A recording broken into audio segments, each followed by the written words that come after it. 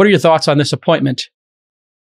Yeah, I mean, the interesting thing is that, Lina Khan is the Bernie-approved candidate. She is liked by the progressive left, but at the same time, she got 21 Republicans to support her. And so this nomination, sailed through confirmation.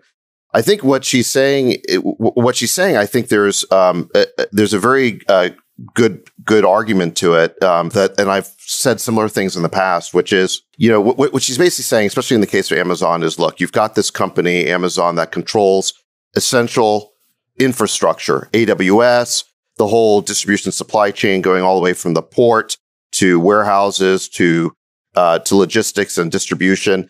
That is going to be owned by a scaled monopoly player. You have massive economies of scale. It's pretty clear they're going to dominate that. And what they're doing is systematically going category by category and using the monopoly profits they make by owning the sort of core infrastructure and subsidizing their entry into each of these new categories, that Amazon Basics and others. And she calls that, it's predatory pricing. And she's afraid that Amazon's is going to end up dominating every category that you could build on top of this core infrastructure. I think it's actually a pretty valid concern. I think you see something analogous happening with Apple and Google in the app stores. We had a congressional hearing pretty recently in which you had Spotify and other apps complaining about what Apple was doing to them, saying they are making our service non-viable with the 30% rake that they're charging. Remember Bill Gurley had a great post about this, saying just because you can charge a 30% rake doesn't mean you should. Right. And now we're seeing this blowback from this massive 30% rake. And you had Spotify saying, look, Apple is doing this to basically make us infeasible relative to Apple Music. So I think there is a legit point here, which is that if you own the monopoly platform, the sort of essential infrastructure, you cannot use it to basically take over every application that can be built on top of that platform. That, I think, is a very appropriate use of antitrust law.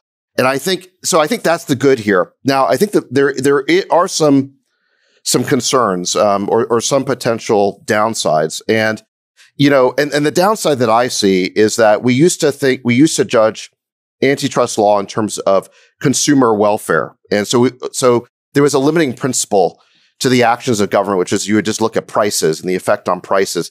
Here, the sort of movement that Lina Khan represents, the so-called hipster antitrust movement, they're concerned about power and they want to restructure markets to avoid sort of concentrations of power. I don't see the limiting principle there. And so I think what would market share be a limiting principle? Well, it would be a limiting principle in terms of who you could take action on, but it wouldn't be a limiting principle in terms of how you would restructure the market. And I think what we're in for over the next few years is potentially a hyper-politicization of big tech markets. I think these 21 Republicans might soon feel like the dog who caught the bumper, in the sense that, yes, they're finally going to have the regulation of big tech they've been calling for, but they might not like all of the results because what could happen is a very intrusive meddling by government in the markets of technology. And it could go well beyond sort of this gatekeeper principle that we've been talking about, that I think would be a valid reason to regulate. Chamath? I think she has to be careful in focusing on Amazon. So if you break down antitrust law, there are really three big buckets where the attack vectors are. And I'm not going to claim to be an expert, but I think they're relatively easy to understand. So you have the first principal body, which is called the Sherman Act. That's the thing that everybody's looked at. And that's, sort of where most current antitrust enforcement action has failed on tech companies, because it largely looks at the predatory nature of pricing power that certain companies have. And you have to remember, this thing was written in the 1800s. And so, what did people do when they controlled things? They drove prices up. Tech does the exact opposite, right? They constantly drive prices down. And what's counterintuitive is it turns out that in the olden days, driving prices up drove out competition. Today, driving prices down drives out competition. Yes. Right? So, you make Gmail infinite storage.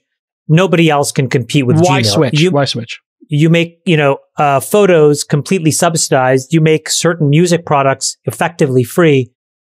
and you subsidize that, you create enormous amounts of content, blah, blah, blah. So you have the Sherman Act. Then somewhere along the way, we realized, okay, we need to add something. We created this thing called the Clayton Act that was around M&A, right? We added to that. A lot of folks that are listening probably have heard of Hart-Scott-Rodino, HSR. We've all gone through it, right? On M&A events, we have to file these HSR clearances. When you make big investments, for example, I just made a climate change thing. We had to file HSR. And then there's this FTCA, which is the Federal Trade Commission Act. That is where she can get, if to use a poker term, a little frisky. Why? Because the FTCA has these two specific things, which says you can have an unfair method of competition or an unfair or deceptive act or practice. Now it falls on her and her team to basically build the strongest case around those two dimensions. And my only advice to her, I wrote this in 2019 in my investor letter as well, just thinking about the breakdown of big tech. If you're going to go after these guys, that's the body of law that probably is the most defensible. But you probably have to start, whether you like it or not, with Facebook or Google. And the reason is there are more examples how you can use that language under the FTCA to give those folks a hard time. I think it's much harder. The example would be, Chamath, that we are giving away this product, losing money on it to keep you in our store and moat you into our advertising network, et cetera. That's an example, yeah. Or we then, because then when you have control, then you can show that then the first part, the Sherman Act part, kicks in. Why? So you've seen 15 or 20 years of Google, Facebook, less Apple, by the way, using their edge to decrease price. And for the first time in the last quarter, both of these two companies, and they were the only two of big tech, that announced an increase in pricing, right? They saw a diminishing of CPM inventory, and so they had to figure out ways to grow inventory as users started to stagnate. And what they really said is we're ramping up CPMs. And CPMs, I think, were up 28-30% in a quarter. Yeah. And there's a lot of competition right now for ad space. If you put these two ideas together, which is step one is you surreptitiously basically take all the costs out of the system, and then step two, raise price over time, there's probably something there. Friedberg, when we look at her age and her obvious deep knowledge, do you see that as an overall plus? I mean, obviously, if David framed her as the Bernie approved candidate, but then conceded that 20 Republicans are backing her. What do you think about the massive credibility she has, Friedberg, in terms of she's actually understands this deeply, clearly? I mean, I'm sure she's not dumb. If that's what you're asking, I'm not sure. Well, I mean, it's a 32-year-old. I mean, have we seen an appointment like that before? I mean, I don't think so. Yeah, that's good for her. Yeah. So I just feel like there's a bit of a cycle underway where we have this kind of anti-wealth accumulation sentiment as an undercurrent right now. Obviously Bernie and Elizabeth Warren and others are key vocal proponents of change that's needed to keep this kind of wealth disparity from continuing to grow. And one of the solutions is to reduce the monopolistic capacity of certain business models, specifically in technology. The downside that I don't think is realized and that inevitably comes with this action under this new kind of business model of the technology age or the digital age is the damage to consumers. And so, as Chamath and David pointed out, like historically, antitrust has been about protecting the consumer.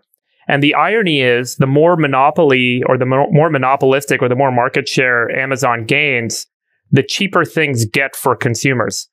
And it's unfair to small businesses and to business owners and to competitors, but consumers do fundamentally benefit. And so the logical argument she made in her paper that was widely distributed a few years ago was around this notion that in this new world, it's not about consumer harm.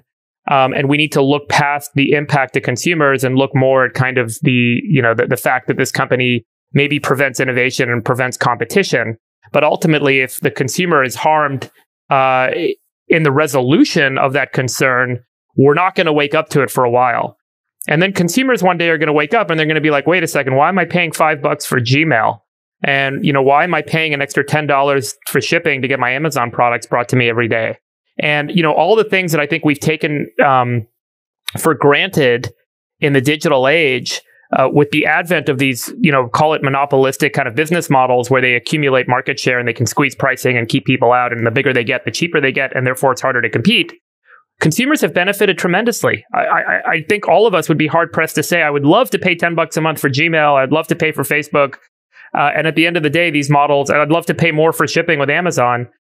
And so, it becomes a value question, right? What do you value more? Do you value the opportunity for competition and innovation in the business world? Or do you value, as a consumer, better pricing? And I don't think that we're really having that debate. And I think that debate will inevitably kind of arise over the next couple of years if and Friedberg, as how much of this kind of played out.